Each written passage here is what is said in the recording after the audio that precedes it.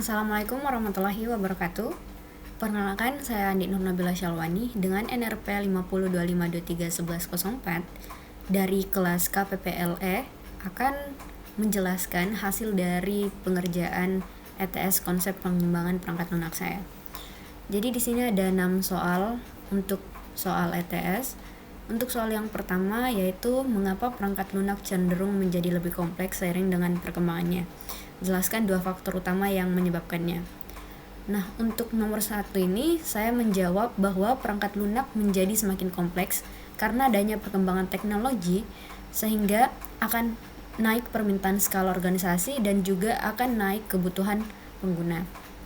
Sebagai contoh, perangkat lunak saat ini seringkali membutuhkan data yang sangat besar dalam perancangannya, seperti aplikasi-aplikasi berbasis AI yang membutuhkan kecepatan komputasi yang tinggi untuk mengelola jutaan data yang ada.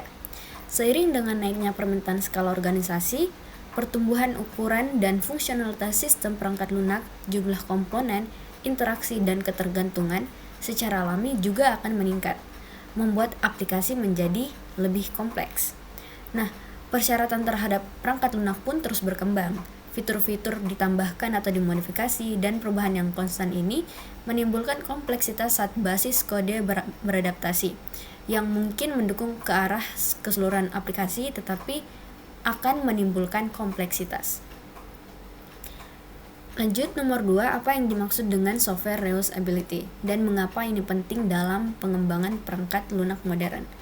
Jadi software reusability adalah salah satu bentuk dari quality di mana modul produk bisa digunakan kembali untuk mengembangkan produk baru. Hal ini penting dalam pengembangan perangkat lunak modern karena membawa banyak keuntungan, seperti menghemat waktu dan sumber daya, resource, meningkatkan kualitas perangkat lunak, mengurangi risiko dalam proses, meningkatkan pemeliharaan, serta mendorong konsistensi dan standarisasi. Dengan menggunakan software reusability, kita dapat menghindari duplikasi kode dan menggunakan kembali kode atau komponen yang sudah teruji dalam produk yang berbeda. Untuk selanjutnya, apa peran pengujian perangkat lunak atau software testing dalam siklus hidup pengembangan perangkat lunak? Dan sebutkan 2 jenis pengujian yang umum dilakukan. Pengujian perangkat lunak merupakan aktivitas penting dalam siklus hidup pengembangan perangkat lunak yang bertujuan untuk mengevaluasi dan meningkatkan kualitas produk perangkat lunak. Pengujian ini juga memverifikasi bahwa perangkat lunak berfungsi seperti yang diharapkan dan memenuhi spesifikasi persyaratan. Pengujian meliputi pengujian fungsional, fungsionalitas, pengujian kesalahan atau bug, pengujian integrasi, dan pengujian kinerja. 2 jenis pengujian yang umum dilakukan adalah black box testing dan usability testing. Untuk black box testing ini, dia memvalidasi bahwa fitur sistem berfungsi sesuai yang diharapkan dari perspektif pengguna. Jadi tidak perlu melihat kode secara langsung. Sementara untuk usability testing, di sini menggunakan kuesioner USA untuk mengukur kegunaan, kemudahan penggunaan, dan kepuasan pengguna. Untuk nomor 4, sebutkan dan jelaskan 3 komponen utama dari struktur proses perangkat lunak: framework activities, umbrella activities, dan task set.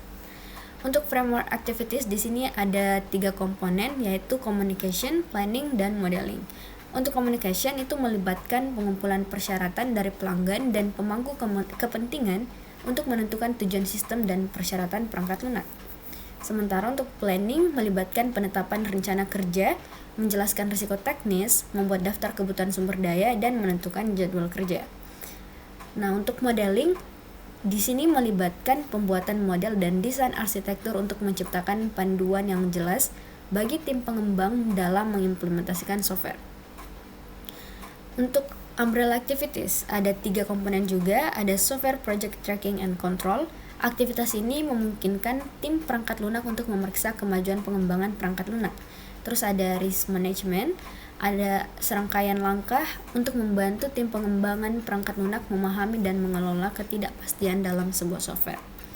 Lalu ada measurement and metrics, mendefinisikan dan menjalankan berbagai aktivitas yang diperlukan untuk memastikan kualitas perangkat lunak. Sementara task sendiri adalah mendefinisikan pekerjaan aktual yang harus dilakukan untuk mencapai tujuan perangkat lunak. Di sini ada 3 komponen juga, ada daftar tugas yang harus diselesaikan, daftar produk pekerjaan yang akan dihasilkan, dan daftar filter jaminan kualitas yang akan diterapkan.